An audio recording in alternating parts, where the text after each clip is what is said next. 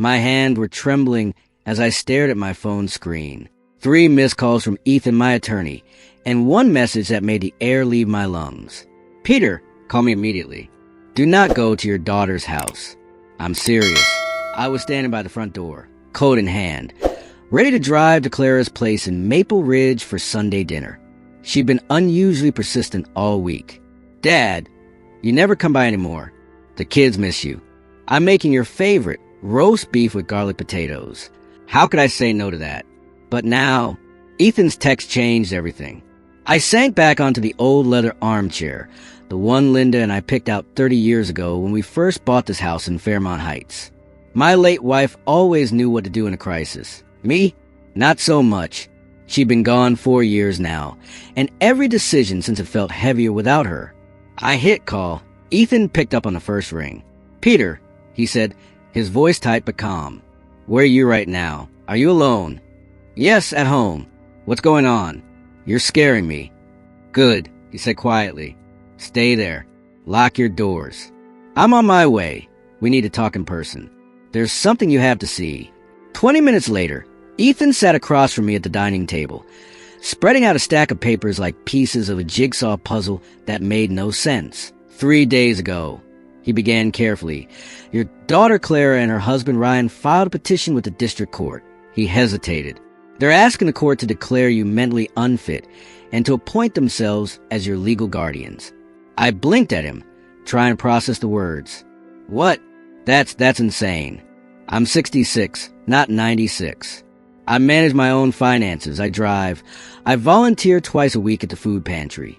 Ethan held up a hand. I know, but they've built a case, and they're not being subtle about it. He slid another paper toward me, a property valuation and account summary. Your home's worth nearly $2.2 million now. Your investments, pension, and savings all together just under $5 million. Peter, that's what they're after. I stared down at the numbers, feeling sick. Clara knows about the house value. We talked about the market last Christmas. She even joked that I was sitting on a gold mine.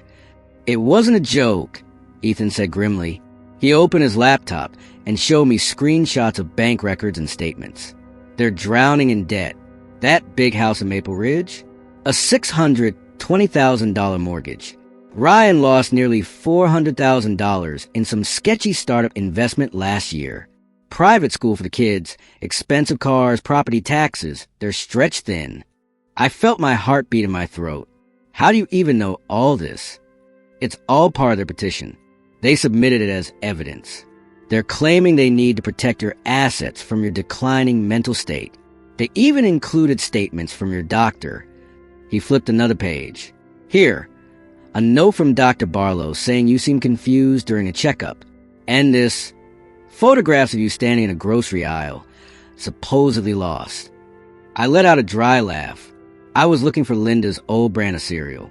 They don't make it anymore. Ethan sighed. I believe you. But, Peter, they've been building this for months. Maybe longer. Every time you forgot a date or lost your reading glasses, they documented it. I slumped back, the weight of betrayal settling like lead. This is elder abuse. Yes, he said softly, and it's becoming more common. Adult children going after their parents' estates before they're even gone. I rubbed my face, my voice trembling. If they win, what happens? They have complete control. Your accounts, your property, medical decisions. They could sell your home and move you into assisted living if they wanted. You'd lose everything. The thought made my stomach turn. This house wasn't just walls and furniture. It was Linda's laughter, our anniversaries, every Christmas, every memory. They can't do this, I whispered. She wouldn't. Ethan met my eyes. Peter, I'm sorry, but everything I've seen says otherwise. I sat there in silence, my mind replaying every conversation with Clara from the past few months. The gentle questions, the concern about me slowing down, the offers to help with paperwork. It wasn't kindness. It was surveillance. What do I do now? I asked finally. Ethan leaned forward, his tone shifting from sympathetic to razor sharp. First, we fight smart. You document everything from this moment on. Every decision you make, every task you complete, every person you interact with. Second, I'll have you evaluated by an independent psychiatrist. Third, and this is crucial, you can't let them know you know. I nodded slowly. They invited me for dinner tonight. I murmured. That's when you texted me. He frowned. Then yes, they likely planned something. Maybe a power of attorney form disguised as estate paperwork. Or worse, a setup to make you look confused. I sat there, numb, realizing how deep their manipulation ran. How could my own daughter do this? Ethan placed a hand on my shoulder. Money changes people. Sometimes it doesn't change them, it reveals them. That night, after he left, I sat alone at the dining table, surrounded by old photographs of Linda and Clara. I used to think grief was the hardest thing I'd ever survive. But betrayal by your own child, that's a pain I wouldn't wish on anyone. Ethan's words echoed in my head long after he left. You can't let them know that you know. It sounded simple, but living it felt like walking through a minefield. The next morning, I started my journal just like he told me. Monday, 8:15 a.m. Read the newspaper. Completed crossword, made breakfast. No confusion, no errors. It felt strange at first, documenting every detail of my life, but it gave me focus, a reason not to fall apart. By noon, I was organizing bills, reviewing my investment statements, and noting everything. I even timed how long it took me to complete small tasks. It wasn't about proving I was competent. It was about showing it in black and white. Ethan had arranged an appointment for me with an independent psychiatrist, Dr. Grace Lynn. She specialized in cognitive assessments for older adults. When I met her 2 days later, she was kind but thorough. She tested my memory, my focus, my problem solving. I aced it all. At the end of the third session, she smiled gently. Mr. Reynolds, you have an incredibly sharp mind for someone your age. No signs of decline, not even mild. You're entirely competent. I felt relief wash over me, but it was short-lived, because now I had to pretend. When Clara called that week, her voice was sweet, too sweet. Dad, I'm so sorry about Sunday. Ryan's mother had a fall, and we had to rush over. Can we do dinner this weekend instead? I forced a calm tone. Of course, honey. Is she okay? Oh, she's fine, Clara laughed. That familiar, practice laugh. You know how dramatic she gets. Actually, while I have you, Ryan and I want to discuss something. Estate planning. Maybe setting up a trust. It's just smart to be prepared, you know? I could feel the blood drain from my face. Even knowing I had a lawyer, even with court papers already filed, she was still trying to get my hand over control. That sounds reasonable. I said carefully, let me think about it. Don't think too long, Dad, she said lightly. You never know what might happen. Was that a warning? A threat? I couldn't even tell anymore. That night, I sat on the porch staring at the sunset over Fairmont Heights, trying to calm my thoughts. But my mind kept circling the same painful question. When did love turn into calculation? 3 nights later, I got an unexpected call. Grandpa. The voice was shaky, nervous. It was Evan, Clara's 15-year-old son, my grandson. Evan? What's wrong, buddy? I need to talk to you. Can I come over? Please don't tell Mom and Dad. My stomach tightened. Of course. Come by. 20 minutes later, his bicycle screeched to a stop outside. His face was pale, eyes wide. He stepped inside and whispered, "You have to promise not to tell him I was here." I nodded, feeling dread twist inside me. What is it, Evan? He pulled out his phone with trembling hands. I heard them talking last week. Mom and Dad. They didn't know I was home. I recorded it. He opened a voice memo and pressed play. Clara's voice filled the kitchen. Calm, cold, deliberate. The hearing's in 2 weeks. Ethan might be his lawyer, but we got Dr. Barlow's report and the photos.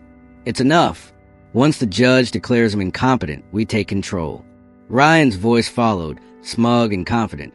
Even if he fights it, the legal costs will drain his savings. Either way, we win. The house goes on the market. We clear at least $1.5 million after mortgage. Then we sell his investments, pay off the debts. He'll be fine in assisted living. He won't even notice. My throat tightened as I listened. Clara's voice again, quiet, almost detached. It's better this way. He's alone, grieving. And he doesn't need that big house. We're just helping him move on. He turned on a small speaker, set it on the table, and pressed play. The courtroom fell silent as my daughter's voice filled the air. The hearing's in 2 weeks. Ethan might be his lawyer, but we've got Dr. Barlow's report and the photos. It's enough. Once the judge declares him incompetent, we take control. Then Ryan's voice, smug, arrogant. Even if he fights it, the legal fees will drain him. The house goes on the market. We'll clear at least $1.5 million. He'll be fine in assisted living. He won't even notice. The recording ended, but the silence that followed felt louder than any words. Judge Crawford's eyes shifted from the speaker to Clara. "Mrs. Lawson," she said evenly, "would you like to explain this conversation?" Clara's lips trembled. "Your Honor, that recording was taken without consent. It's illegal." "In a criminal trial, perhaps," the judge interrupted, her tone sharp. "But this is a guardianship proceeding, and it speaks directly to motive." Clara looked at the floor. "It was taken out of context," she muttered. "Context." The judge's voice hardened. "You discussed selling your father's home and liquidating his assets while he's still alive and well. That's not context. That's intent." Ryan tried to stand, but the judge silenced him with a look. Ethan continued, "Your Honor, this is not a case of a loving daughter protecting her father. It's a case of calculated financial exploitation. They've manipulated evidence, pressured doctors, and built a false narrative, all to seize control of his estate." Clara's lawyer tried to object, but the judge raised a hand. "I've heard enough." She looked directly at me then, not with pity, but with a quiet respect. "Mr. Reynolds, you've been through something no parent should ever experience. I commend your composure." She turned to the other side. "Mrs. Lawson, Mr. Lawson, your petition is dismissed with prejudice. You are prohibited from contacting Mr. Reynolds or approaching his residence for the next 2 years. Furthermore, I'm referring this matter to the district attorney for potential charges of elder abuse and attempted fraud." Clara gasped. Ryan muttered something under his breath, but the judge cut him off sharply. "Sit down, Mr. Lawson." I didn't move. I couldn't. My body felt like stone. When the judge adjourned the session, Clara finally looked at me. Tears streamed down her face. Not the tears of remorse, but defeat. "Dad, please," she whispered. "You don't understand." I turned to her, my voice quiet but steady. "I understand perfectly. You saw me as a number, not a father, and you were willing to destroy me for it." Her face crumpled, but I walked away. Evan squeezed my hand as we left the courtroom. He didn't say a word. He didn't have to. His hand and mine said enough. Ethan joined us outside. "That was brutal," he said softly. "But you did it, Peter. You stood your ground." I nodded, staring at the courthouse steps, the cold November air stinging my skin. "I didn't win, Ethan," I said quietly. "I just didn't lose everything." He nodded. "Sometimes that's victory enough." As we walked to the car, Evan looked up at me. "Grandpa, can we go home now?" "Yes," I said, exhaling. "Let's go home." That night, after the courtroom lights faded and the adrenaline wore off, silence filled my house. It wasn't the comforting kind. It was heavy, like the quiet after a storm when you're still counting the damage. The following morning, Ethan came by. He didn't knock, just stepped inside like someone who'd earned the right to. He set a briefcase on the dining table. "Peter, we should talk about your estate plan," he said gently, "before they try anything else." I stared out the window at the maple tree Linda, and I planted the year Clara was born. The leaves had turned a deep red, beautiful and somehow cruel. "I'm changing everything," I said finally. "The house, the savings, the investments. I want it all set up in a trust for Evan's future. Clara gets nothing." Ethan studied me carefully. "Are you sure? That's permanent." "I'm sure," I said quietly. "She made her choice. Now I'm making mine." He nodded. "Then we'll make it airtight. And Peter, I'll include a clause that explains exactly why. If she ever tries to contest it, the record will speak for itself. It took us 2 days to finalize everything. As I signed the last document, my hand didn't even shake. For the first time in months, I felt in control. Evan moved in with me a week later. His parents had kicked him out when they realized he was the one who'd recorded them. 15 years old, and they'd chosen pride over their own son. But my house was big and my heart, despite everything, still had room. We built a new routine, the kind of quiet rhythm that felt like healing. Mornings, we ate breakfast together. Eggs, toast, and black coffee for me, cereal for him. Afternoons, I'd drive him to school, then spend time volunteering at the community center. Evenings, he'd sit at the dining table doing homework while I read beside him. Sometimes he'd ask for help with algebra. Sometimes we'd just sit in comfortable silence. One Saturday, we were out in the garden pulling weeds when Evan asked the question I'd been dreading. "Grandpa," he said, voice small, "do you think you'll ever forgive her?" I sat back on my heels, wiping sweat from my forehead. "Forgiveness," I said slowly, "isn't really about the other person. It's about freeing yourself from the poison they left behind. So you don't forgive her?" I looked at him, this brave, broken kid who'd lost his parents but never his decency. "No," I said softly. "Not yet. Maybe not ever. But I'm not going to spend what's left of my life being angry. That's another kind of prison." He nodded, eyes thoughtful. "I just don't understand how someone could do that to their own family." "Money makes people see things differently," I said. "Sometimes it blinds them completely." We planted vegetables that afternoon, carrots, beans, and tomatoes where Linda used to grow her roses. Evan laughed when I told him how she'd always complain about me overwatering everything. For a moment, it almost felt like the old days. Weeks turned into months. Life became peaceful again, in a way I hadn't thought possible. I taught Evan how to cook his grandmother's old recipes. We played chess on rainy nights.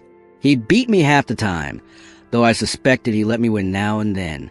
Every so often, Clara would cross my mind, where she might be, what she was thinking, whether she regretted anything. But I never reached out. I couldn't. Some wounds needed distance more than closure. 6 months after the hearing, Ethan called. "Peter, I thought you should know." The district attorney filed charges. Clara and Ryan both pled guilty to attempted fraud. They received suspended sentences and 2 years probation. It's on their record now. I let out a slow breath. "So it's really over." "It's over," Ethan said. "Your estate is safe. Your independence is protected."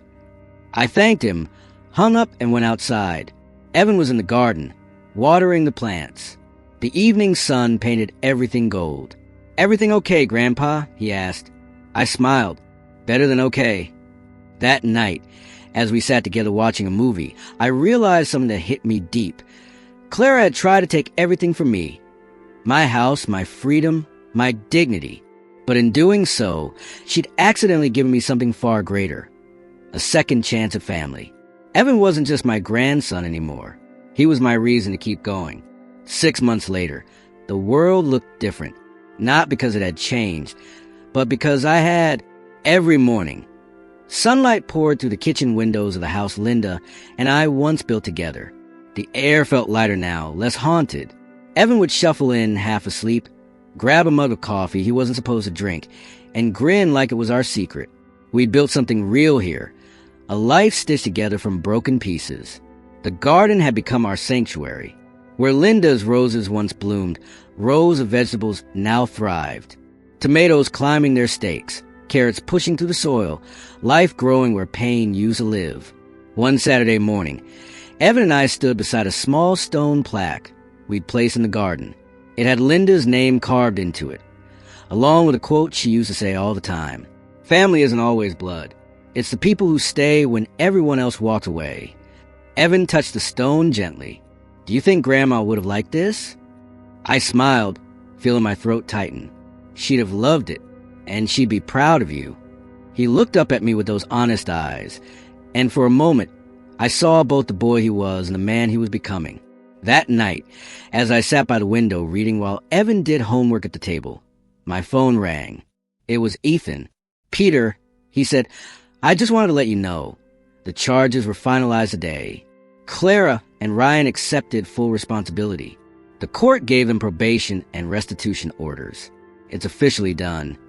I was silent for a long moment. So it's really over.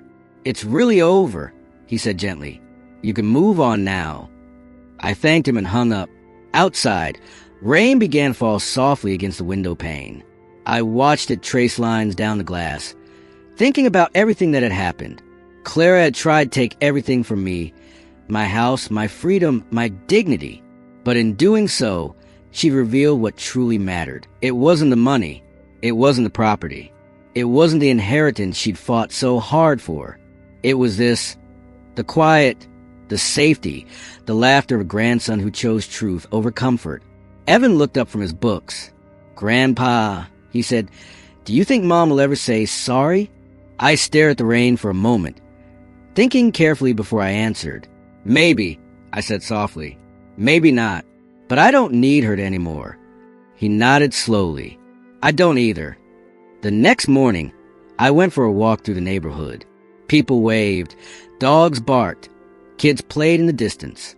For the first time in a long time, I felt peace. The betrayal still existed. It would always be part of my story, but it no longer owned me. As I walked past the garden fence, I thought of something Linda used to say. People show you who they are when there's something to lose. Clara had shown me one kind of truth: greed, desperation, fear. But Evan had shown me another: loyalty, courage, love. And maybe that was the point all along. Life takes and life gives. Sometimes what you lose clears space for what you were meant to have. That evening, as the sun dipped behind the hills, Evan joined me on the porch. He handed me 2 mugs of tea. We did good today, Grandpa.